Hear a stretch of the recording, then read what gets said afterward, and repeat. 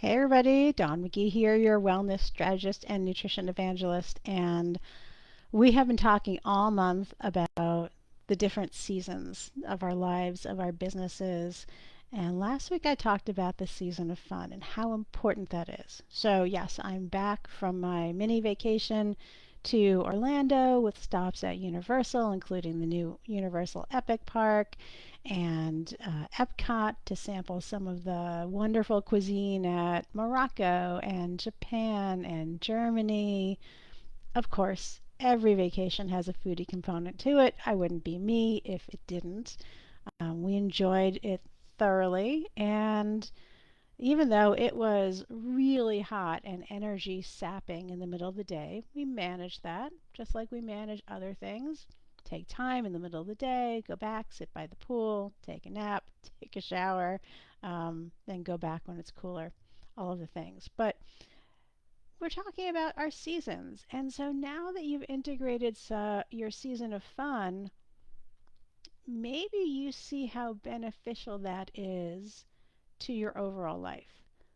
You're a little bit more relaxed. You're a little bit less cranky with the kids. Although I tell you, I was pretty cranky in the heat last week. But that aside, I am much happier to have had some time off. I've got more creative seeds, as my business coach said, to put into my business. And this is what I want you to think about this week is intentionally scheduling that time, whether it's a couple of hours during your week, whether it's a whole day during your week, whether it's a couple of days during your month, to get away from all of the daily routines.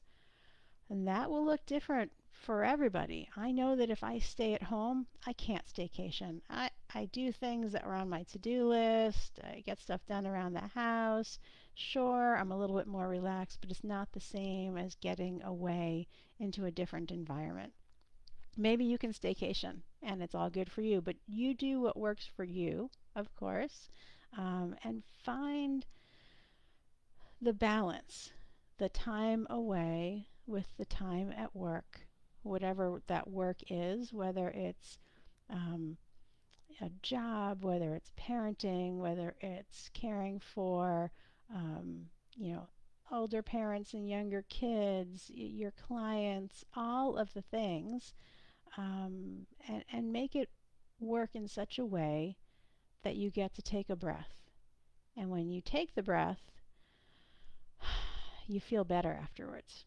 Um, get some of the creativity and the patience back into your daily life. Get some of the creative juices back into your business, whether it looks like finding new clients or new marketing routines or having the energy and the bandwidth to do a little bit of networking that you may not have had before.